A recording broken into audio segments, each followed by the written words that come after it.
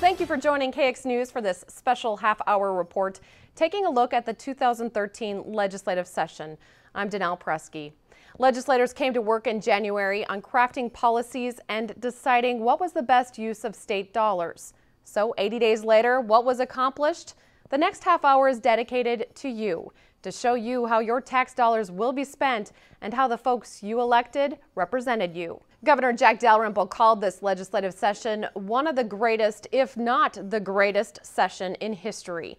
It was historical in the amount of money spent, where the money went, and how much was returned to taxpayers. The session also made history as the first legislative body to use the entire time allowed. On day 80, lawmakers finished their work at 4:30 a.m. Saturday, May 4th. It was a rambunctious last day, mainly spent dealing with the drama created from the House killing the K-12 funding bill, which included property tax relief.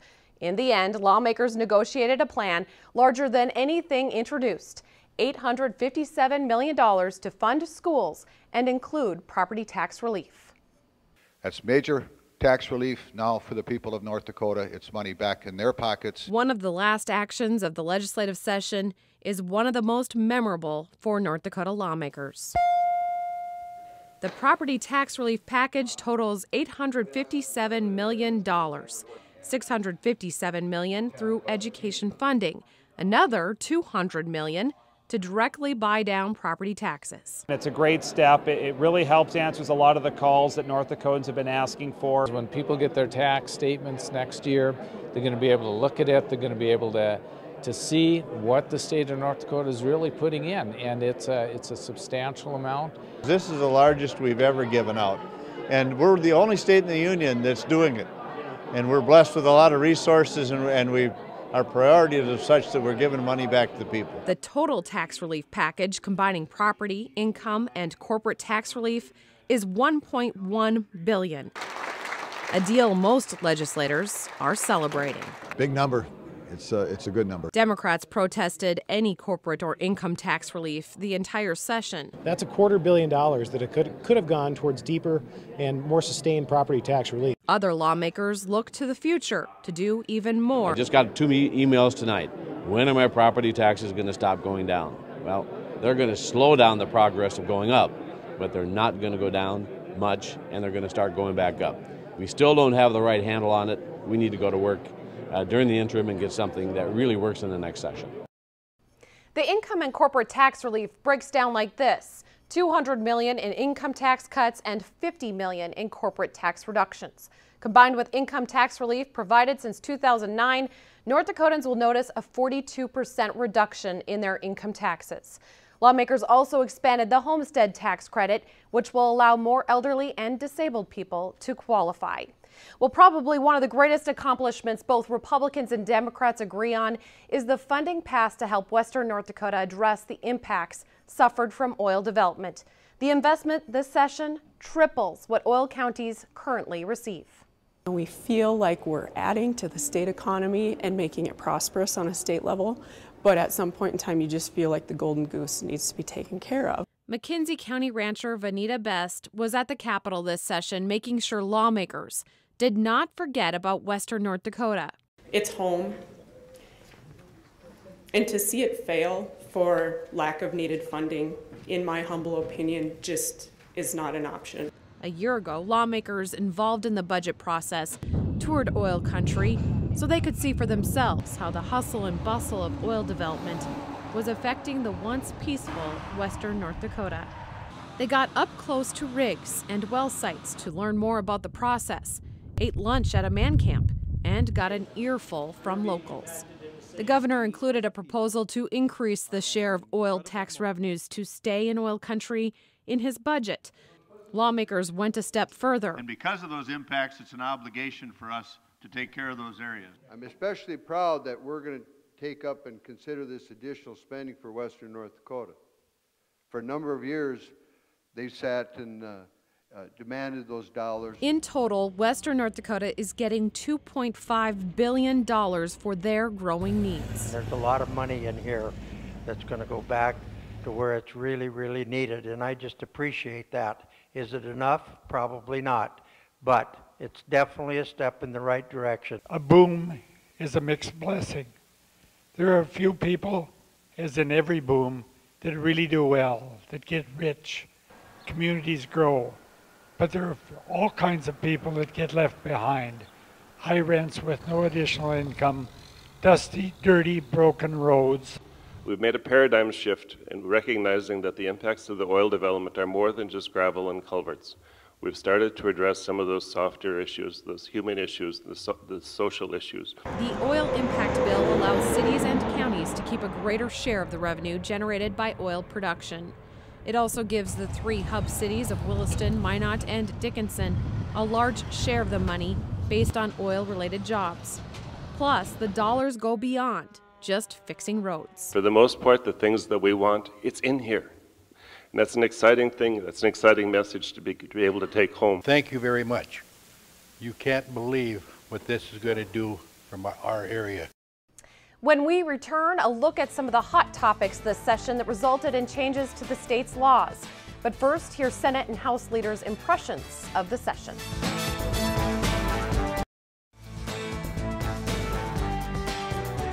Well, welcome back. I'm Donnell Preksey. As we continue this 30-minute special on the legislative session, we're now going to shift to hearing from some of our lawmakers and our leaders. House Minority Leader Kenton Odstead from Partial joins us to talk about, Kenton, your take on the session and how you think now, after a few days afterwards, you think it really went. Well, you know, it's always, it takes some time to set back and look at everything that got accomplished and so on. I will say I walked out of the Capitol at 5:30 Saturday morning, which is a first for me, which kind of set the events, what the last few days were, and it was kind of a little bit of chaos going on, and things got structured. In the end, I think the numbers hadn't changed much from a week earlier as it came through, so on. So I look at the session one, it was record spending, but we had record needs, and did we address all those needs? I think we're still probably a little short. We had some wonderful opportunities, and I think we missed some things that come forward. But expand on that. What do you think we missed? Well, one, we had a chance to, we adopted a program for our retirement programs for public employees and TFFR and so on. And with our budget surpluses, I think we could have taken an opportunity to shore up those retirement plans that are really contractual obligations of the state of North Dakota. So we had an opportunity to deal with that. I think we missed an opportunity with daycare. Although we increased some spending for daycare, we didn't cover it completely. We're still going to be a little short on those needs to go forward. I think we addressed, you know, the public employees and their salary package across the state when we have a hard time attracting employees for state jobs, and then to deal with a 2 and a 3%, I think it was an opportunity to catch up that way moving forward. There were a lot of ideas, though, that were adopted this session that Democrats, like yourself, have been pushing in prior years. Talk about some of those successes. Well, we've always talked about, you know, when it deals with property tax, it's about investing in those schools, you know, to lower the property tax. And so that's an idea that we've always talked about, and over the last couple of years to take to buy down and with property tax and property tax relief or property tax reform, it's been a big item. We've always talked about more investment into the counties to help lower some property tax, and not a big chunk, but little bits and pieces. Some of the social service programs are being covered by the state, which takes off a burden from the county end of it. And in the end, it will help reduce those taxes for all the individuals. A lot of investments made in the health and human services areas, and I know that has been, you know, you guys have had loud voices when it comes to investing money in those areas. Medicaid Expansion, I mean, we've been very supportive of that. Increased people, health insurance for children. All those things got expanded this session, and I think it's really important for the people, and the availability of the Affordable Care Act kind of set some of that tone, but it's a, if we don't get involved in it, those dollars were going to go elsewhere, so it's important that we did that. Kenton, where do we go from here? $14 billion budget. What's going to happen next session? What do you foresee? Well, you know, we put about $1 billion out in western North Dakota, and they have about $4 billion worth of needs. And are those needs going to get any smaller next time? I don't think so. So they're going to grow. So we have to deal with that. But I think it's really about a vision for the state and so on. There's always some efforts to lower revenues when currently revenues we're not out of the ballpark when it deals with state income tax, corporate tax, the extraction tax. And there's efforts to always lower those. And we look at those things as if we have these unmet needs all across the state, and I've been told anywhere from $6 to $7 billion worth of needs of infrastructure, housing, medical services all across the state. And so it looks at the point where we're saying we have to look to the future of that. Are we ready to lower that revenue? Because I don't want us to be dependent on one income, which is oil. And I think it's a concern of other states that went down that path. I like to keep us from that. And so a long-term vision for the state and for our citizens, not only for my generation, for the next generation, for my grandkids' generation, I think it's really important that we set the tone. And we have that opportunity right now.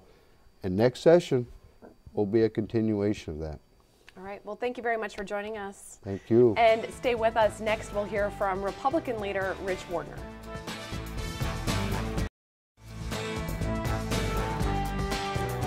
Welcome back. I'm joined by Majority Leader Rich Wardner from Dickinson. And Rich, you've had a few days to think about the session and to reflect on what you guys have done. Give me a synopsis of what sticks out to you about the session. Well, I think the big thing is that we did a good job with the property tax reform and relief. Now, I know some wouldn't think of it as being relief or reform, but I want you to know that we did take 125 mills off the table that will not be taxed locally and never can be expanded by valuations in the future. So the total package came to $867 million. And for those people that don't know what that means, it means that if you have a $100,000 home, true and full value, that would be $740 deducted from your property tax. If you have a 200, that would be $1,400 and some dollars. This on top of some investments in property tax relief in the past. We're talking about doubling pretty much what we've done in the past, right? We are, and I want you to know that the 75 mil levy buy down that we had before is a part of this. So, but over half of it will be brand new property tax relief for the people of North Dakota. Something that people will notice. They will notice it. And I know that everybody says there will be increases through evaluations. Yes, there will be some of that, but we will still buy down more than what that will increase. Another key topic, I'm sure, for you being from Dickinson is the money going to oil country. Yes, oil country was treated real well. We had a $1.1 billion package that went out there to counties, cities, schools. There was money for emergency medical services, for fire departments, for airports, for the law enforcement. I know we sent money to the AG's office to go out there on special projects. So, and also critical hospitals and long-term care got some money out of that. But we had sent money out earlier, $620 million for roads. Those are state roads out in that country. Plus, there was another approximately $250 million went to water projects out in western North Dakota. It comes to over $2 billion. Wow, and speaking of water projects, it was about a $500 million package to water projects across North Dakota. Right, it was $515 million, and it not only talked about getting quality water to communities, but also for flood control. Minot, Fargo, Valley City, Lisbon, all of these communities are going to get some flood help in fighting floods in the future so that we can be proactive rather than reactive. Let's talk about higher ed and K through 12 education. Significant investments made in those areas. Well, sure. In the K through 12, we put over $135 million new dollars into K through 12. Plus, we took over local funding to the tune of $125 million in K through 12. That came to about $1.7 billion K through 12 that the state of North Dakota is investing in K through 12 education. When it comes to higher education, people look at that as a huge increase, and it was, except it was about $71 million that went to regular operations of the university system. Then there was another $215 that was for capital construction projects. And of course the big one was the medical school at UND and the law school. Pretty much every campus gets some money for a project on their college or university in North Dakota. That's correct. It was spread out, and I don't think it was on purpose. I think it was on need. There's needs there that need to be taken care of. We have an investment, and we need to take care of it. Rich, $14 billion was appropriated this session. Where do we go from here? That's a lot of spending. Yes, it is, but there's a lot of one-time spending.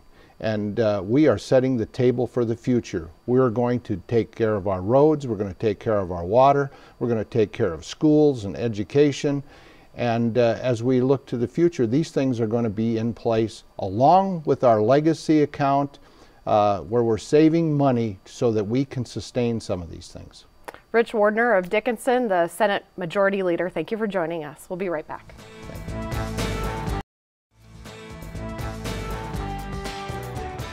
North Dakota lawmakers' approval of several anti-abortion bills made headlines across the nation and around the world. President Barack Obama even singled out North Dakota during a recent Planned Parenthood conference. The legislation signed by Governor Dalrymple makes North Dakota the state with the strictest abortion laws in the country. Women's health care.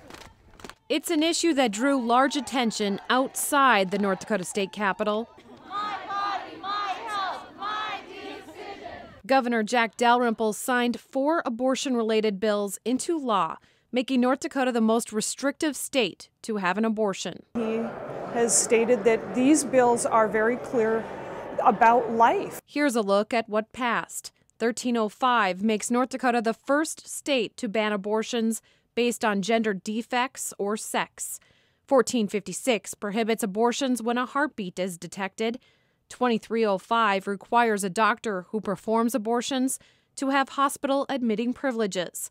And 2368 outlaws abortions after 20 weeks of pregnancy. Our young people are embarrassed by what is going on, and in a state where we're trying to attract our young people and build our economy and diversify our lifestyle, this is just such a large backward step. We are showing the citizens of the nation and according to some of my emails, the world, that North Dakota believes in the life of the unborn child, believes that the heartbeat is life. If we devalue life at any stage of development, it tends to have a societal impact that we start to devalue life at every stage. Lawmakers also passed a referendum measure defining life as starting at conception, essentially banning abortion in the state.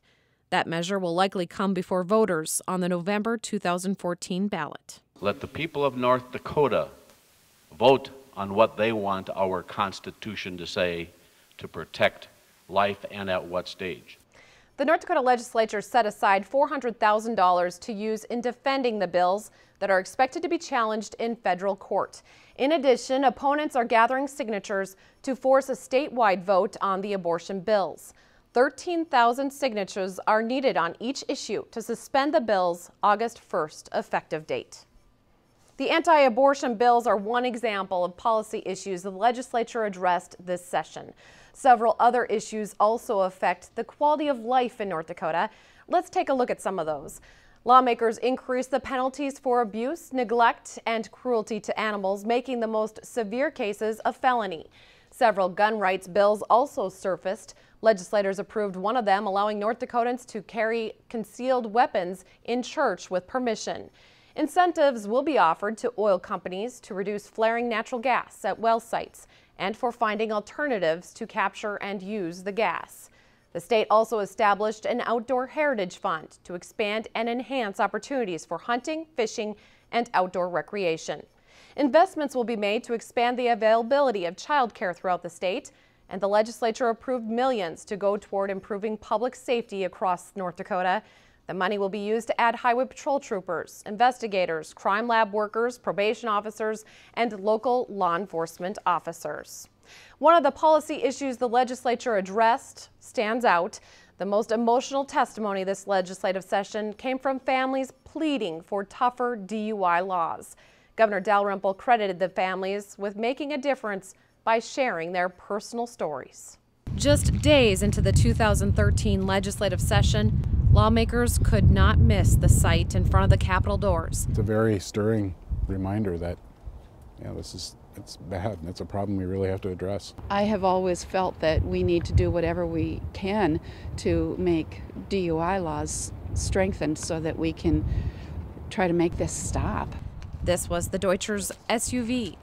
The family was killed in July when a drunk driver crashed into them head on. Everyone died instantly. With Braille's car seat in the back. That hurts. Hurts to look at it. I didn't have a chance.